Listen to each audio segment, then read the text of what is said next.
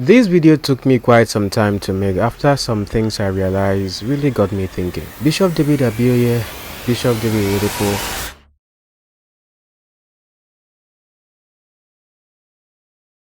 And it's quite a long one, and today we are going to be listening to Bishop David Oyedepo in full context of some clips you have been seeing here and there, where he talked about the mandate, building a ministry that should last and last of course into the future. This video might also be very important for those who are pastors, or if you are intending to be a pastor or to run a ministry someday. It will be quite insightful as we get to listen to him. But first of all, I came across this article on thechristian.ng. As we get to go on, pay attention. Shiloh without Bishop Abioye, Facts and Lesson by Pastor Unebu Victor Wallace. Now, this is someone that used to be a pastor of the ministry. He has some things to say as to the recent event that Bishop David Abioye was said not to be at Shiloh 2024. He says, as soon as I learned the retirement of Bishop David Abioye, I'll have to make my screen transparent as I read this. As soon as I heard of the retirement of Bishop David Abioye, I patiently waited to see if he would show up in this year's Shiloh. True to my expectation, he didn't. So why did that happen? I have read a lot of reactions from people on social media and offline concerning the retirement of Bishop David Abioye and his absence in Shiloh. As a way of introduction, I joined the commission in 2003 and what endeared me to the commission was Bishop Oyedepo's pure love for Jesus Christ. Though I may not agree with a lot of his teachings doctrinally, but Bishop Oyedepo's love for God is akin to the love a baby has towards his or her mother. I later became a full-time pastor, loosely referred to as resident pastor. During my very short and eventful time as resident pastor, I was privileged to pastor in Mbise and Awamamna, where I planted over 20 churches. I resigned from the position in 2011 for personal and revelational reasons, but still remained a member of the Living Faith Church, where I served as pastoral assistant, a designation for ordained part-time pastors. Now, if you've watched my videos in the past, I took time as well to explain that, of course, in the mandate, those who are, full-time pastors and those who are part-time, the criterions for that. So those who have been here longer, you know that.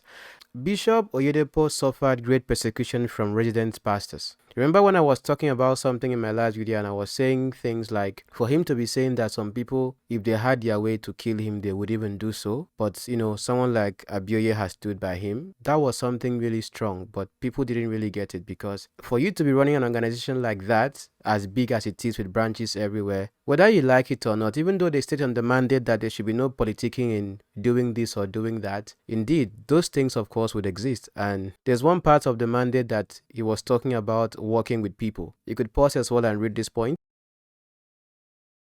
Okay, yes, so indeed, of course, you still have to work with people, and people would always be people. Let's go on.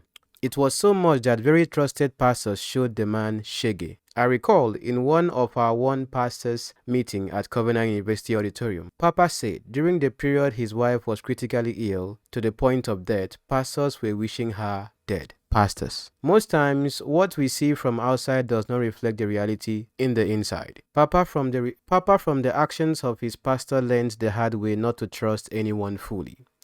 Now listen to me. Before I continue, let me say this. For him to even know of this kind of wishes of people who are pastors in his ministry is because him say, and there are people that of course would be close allies to him as well that will tell him, oh, I was chatting with this person, just gossips here and there. It happens. Even where you work, probably it happens as well. Some of you will start spiritualizing this thing now, but anyway, use the comment wisely. Now listen to me, the person says. You may wish to inquire from any resident pastor who had or is still pastoring in Living Faith Church, especially those who were ordained in the last 14 years ago. There are two categories of pastors in Winners Chapel: Papa's boys and Abioye's boys. Papa's boys and Abioye's boys. Quite interesting. Please, those of you who are members of the Living Faith Church, I am not a member of your church. Just know that. Some people have been saying recently that I've been paid by the church to do a PR for them. I need to tell those people that you are not really normal. Let's go on as well here. Papa's boys are those who have direct link to Papa and are loyal to him, whereas Abioye's boys were those who are loyal to Abioye. It makes sense. How would you even know who is Papa's boys and Abioye's boys? We will find out from this article. I came into ministry as a residence pastor ordained by Papa himself in 2010. I came in with a pure zeal to serve God, not knowing that there is internal political power play that goes on within the mix. After the appraisal in 2010 ending, I was informed by a top official that I was among the top in my set 2009 to 2010 set. I was told that by my appraisal, I have been transferred to the Ihiagwa Church, a church with over 1,000 members and close to the Federal University of Technology Owerri, meaning it's a student area, and as former SUG president of that school, it was a perfect posting. Now, this is not someone that is just anyone, someone that used to be quote unquote SUG president of Federal University of Technology Owerri. Now, the reason why I'm even reading this particular article is because this right here is someone identifiable. So people can verify this as well, because you can't be saying things like this without, being someone reputable. Now, I've seen a lot of gossips here and there, and some of you have been saying a lot of things in the comments. You know that my response to you already. Okay, just show workings. I like to know that if I'm identifying a source and I'm talking about that source is somewhere traceable. Currently, I'm in court with a charlatan because of my video discussing about trends that concern hymns. If I don't have traceable source to what I'm discussing about, I can't talk about it, because in the end, if you are taking me up somewhere, you have to be able to trace where my conversation is coming from. Does it make sense? Very good. Let's go on as well here. I waited for days and weeks for my transfer letter to get to me, but it didn't, even when I had a verified knowledge of my transfer to Ihiagwa. Well, to my surprise, the letter finally came and it read, transferred to LFC Awomama as residence pastor 1, meaning the senior pastor. I felt bad but saw it as the will of God. At Awomama, I planted 4 churches in less than 8 months. At the time, I pastored the entire 4. However, I struggled to adapt to the new reality which I saw in ministry. After struggling for some months, I decided to follow the trend and join the group that was holding sway, which was the Abioye boys. Wow, factions in the Living Faith Church. Like magic, I started enjoying some privileges and love to the extent I was asked to pick where I would love to be transferred to. I think Papa was very much aware of the Abioye boys thing. But did Bishop David Oyedepo know about this whole thing going on?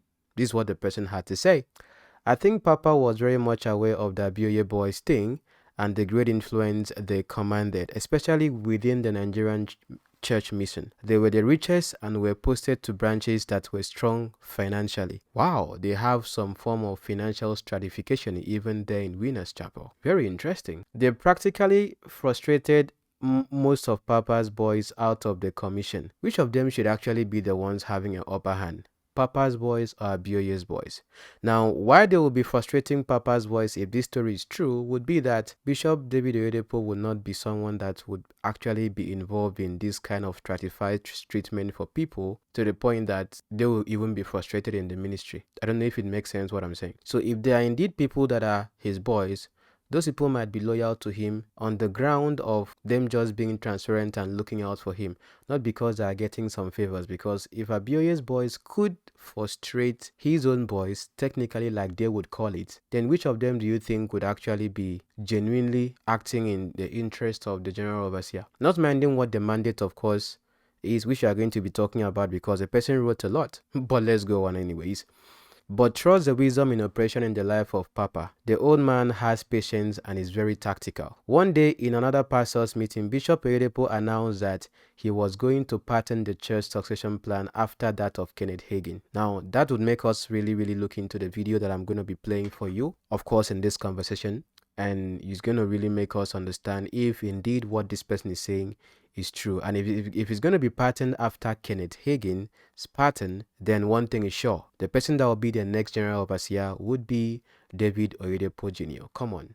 David. You see, there was one video I watched of Bishop David Oyedepo where he was talking about the names that he gave his children and them manifesting and working in accordance to the names that he gave them. This is the video. We got never back up a lie.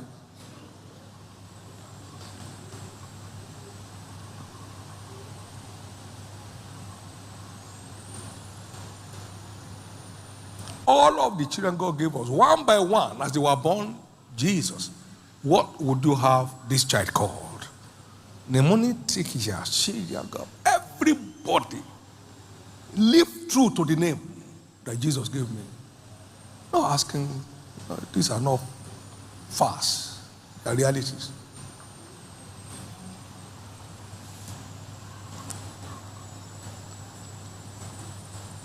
So my sons in the Lord call me that they want me to give them a name. Say, give me 4 days.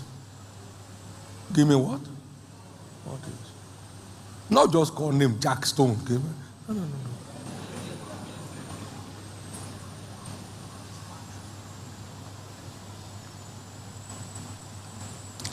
The name that reflect the agenda God has for them. God. Your name shall no longer be called Abraham, but Abraham. Abraham won't let you go through that plan. It has to be changed to Abraham.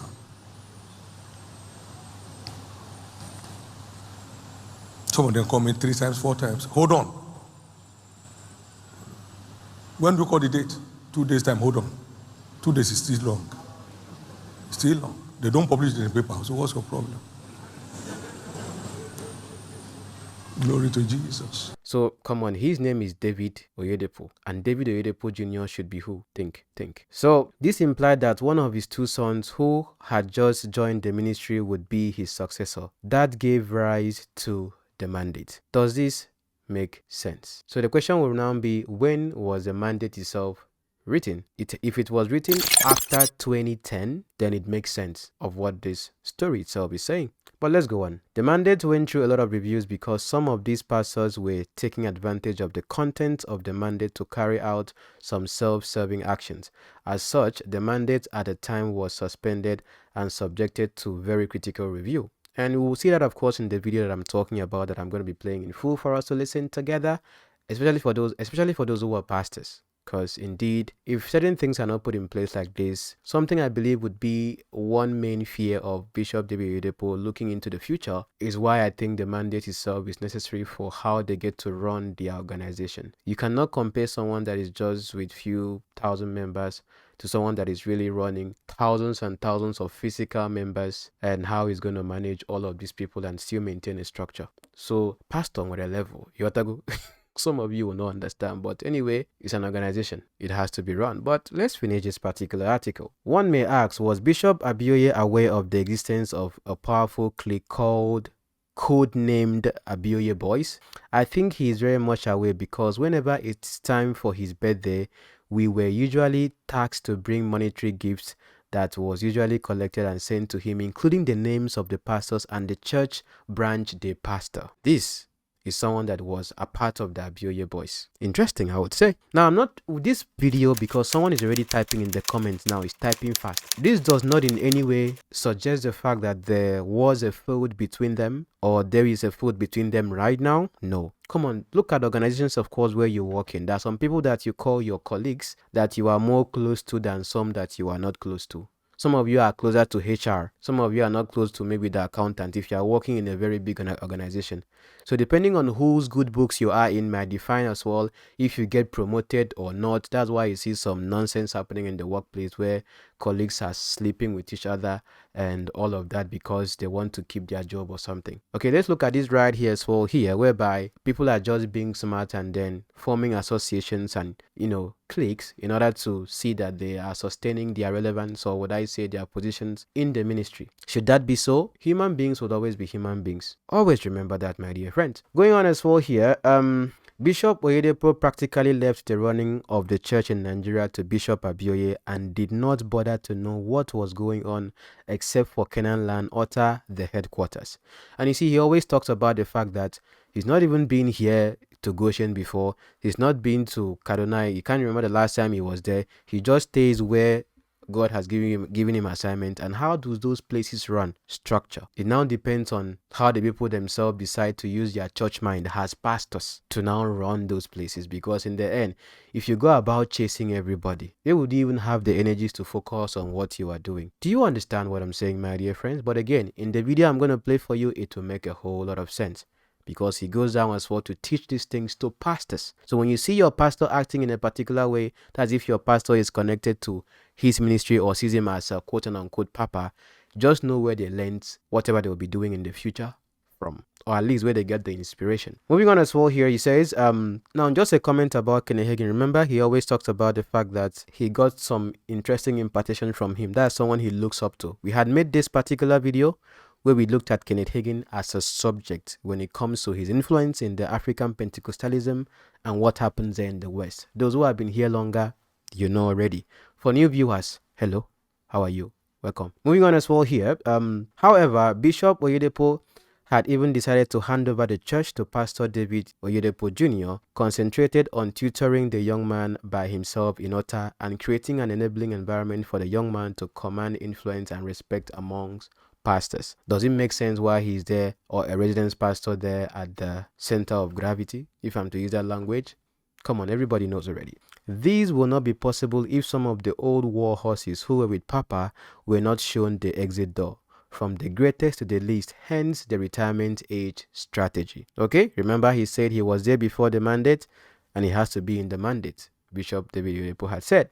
Well, before now, it was believed that LFC Goshen Abuja was built by Papa as a parting gift for Bishop Abioye. That's why I'm not surprised someone dropped that comment in my previous video, and I asked the person, if that was supposed to be a parting gift for him, 15 other pastors were being retired. Why did they not part with the gift of the churches they were pastoring as their parting gift? And you are looking at someone that wants to build a structure, a church that would be called an established church, just like other churches are called established churches. Do you think other churches are called established churches because they're just like that? No, it's because of their long existence traditions, of course, that are synonymous to them. Okay, so if you think your church has to fizzle out when you die, then it's okay to attend to Israel. But indeed as well, you have to understand that there's planning, of course, involved in this. And what I'm seeing right here indeed makes some sense. So the plan was to make him live resident pastor of LFC Goshen Abuja. However, it was discovered that if Abioye is still in the system and David Jr. takes over, the young man would not enjoy the sovereignty to do as occasion serves him as the president of the Living Faith Church worldwide. Hence, the difficult but only decisive decision to retire Bishop Abioye and Bishop Aremu, though Aremu was just a co-victim, not the main target. Now, even though he's looking at just Bishop Abioye and Bishop Aremu, 15 others had to be subject to that, many other people, whom you can see that they are actually young, vibrant, they can still actually, get to act in the ministry, but indeed, for there to be order, that had to be certain. So, yes, of course, you might say to be that all of this is geared towards making way for the son, of course, to get in. But the thing is that if the son gets in, does it mean that the son's son would get in? Because if you even look at Kenneth Hagin, the son took over, and the son's son is also in the system. Yes, whether you believe it or not, this decision came to Bishop Abioye as a rude shock, although his wife loved it because mommy has always been on the opinion that the husband should start his own ministry long time ago, instead of doing a second fiddle to Bishop Oyedepo. Oh, amen. Don't take that wrong. Little wonder it didn't come to me as a surprise when Bishop Abioye floated a non-denominational outreach almost immediately after retirement. This outreach is likely to metamorphose into a full-time denomination in months or years to come. But friends, I think Papa didn't do Abioye any wrong, because some of you are already typing in the comments, hey, oh, they started together. Hey, you see, for me, I played the videos of him speaking in my previous video as well, looking at the subject of impact as well, and him respecting Bishop Oyedepo when it comes to, being the leader in the ministry and all of that. So, you know what I had to say on that. But moving on as well here, Papa transformed Bishop Abioye and gave him that brand that everyone refers to as loyal servant lieutenant. Papa made Bishop Abioye one of the wealthiest pastor in Africa, and I think Bishop Abioye is the wealthiest pastor or priest in history who does not own or run a private ministry worldwide, and he doesn't also get to show off that he owns this or owns that. But indeed, of course, you could see that show of humility in his person, still going out on the streets to preach and still wanting to reach out for souls. That indeed as well should be studied, at least on face value, like I see. In Winners Chapel, Bishop Abioye was the de facto president of the commission, and that retirement came to him like a coup, masterly plotted and executed. Now, this was the last point. Let no Winners Chapel member expect to see Bishop Abioye around LFC events except on some face-saving exceptions, so that wrong impression would not be sustained. Never forget, organized religion is not the church. The church is not the building. The people are the church. Those whom I expect to be watching this conversation right now would be the people, of which I know majority of you are not members of that church. You have an antagonistic view of the church or the pastors or whatever. You are free to write your sentiments in the comments, but we have to face at least some facts like what I'm seeing right here being discussed, which I think is really much important, and let it also sink down to an extent. Now, the video, of course, I could see right now is a little bit long, and I'm trying to make my videos shorter for those who have a short attention span. The next video, of course, I'm going to be playing and watching with you as well is where I think Bishop David Oyedepo might be having some fear looking into the future as to what he's building, which is supposed to encompass or hold on to people, but indeed the structure he's establishing is with the vision that just like the Catholic Church has been around for over 2,000 years and other Pentecostal charismatic churches have been around for over 100 years. When it comes to that critical point of transitioning from him to someone else, he's hoping for a future that indeed will still maintain the legacy he has built. And that's what this whole conversation is about. So whether you're a member of a church or not, till I see you next time, stay blessed and you're welcome.